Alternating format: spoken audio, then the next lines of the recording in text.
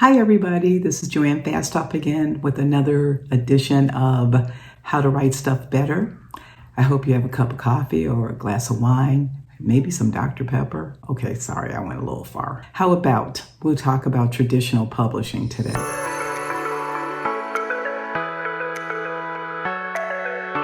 So, there are 5 traditional publishing houses in the United States: Hachette, HarperCollins, Harcourt Brace, Random Penguin House, and Simon & Schuster.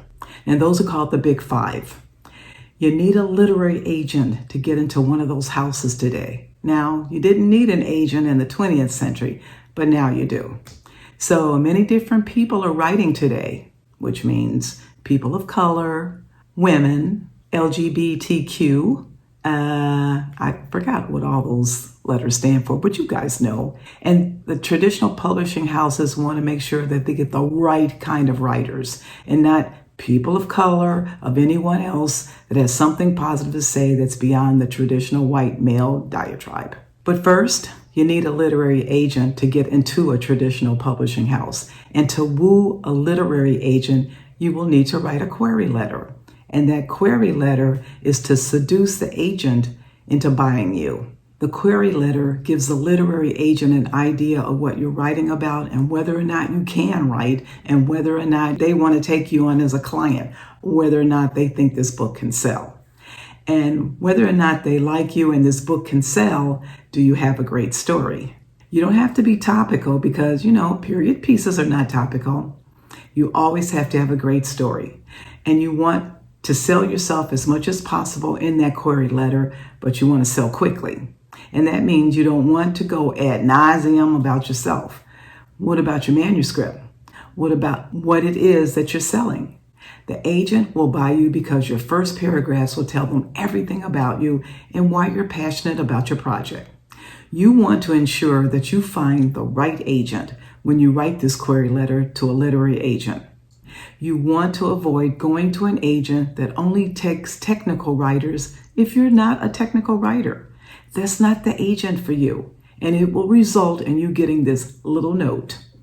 Thank you so much for submitting your manuscript at this time. This is not the type of product we're representing.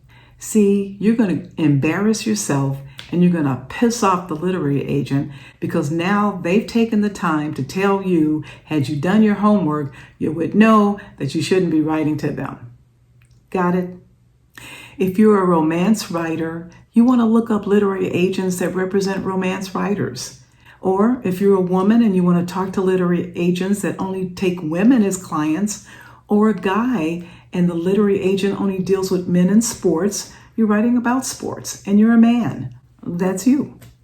That's the kind of agent you want to get. Someone who's relevant and pertinent to what you are writing.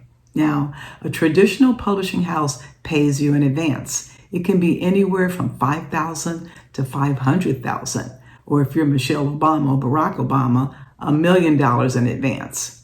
But the traditional house also pays for your marketing, editing, proofreading, formatting, picking the cover, and publicity. They significantly influence your book into various avenues of exposure. For example, bookstores, magazine, radio, television, etc. When you get a little quarterly check that might be $22.19, remember, you got a $5,000 advance. Now, in the next quarter, you might get $2.19.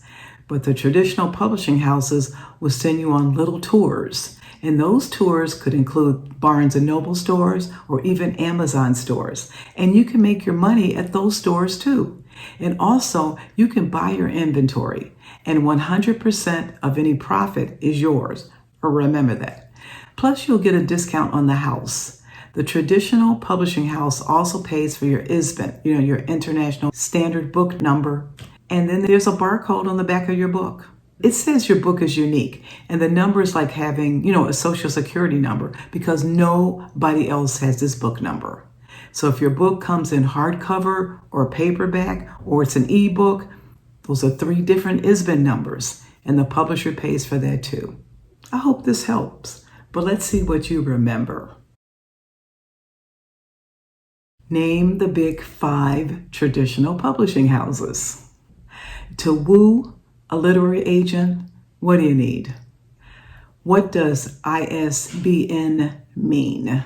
Don't forget, you can always download How to Write Stuff Better from JoAnnFastoff.com. Until next week when we talk about self-publishing, have a great week.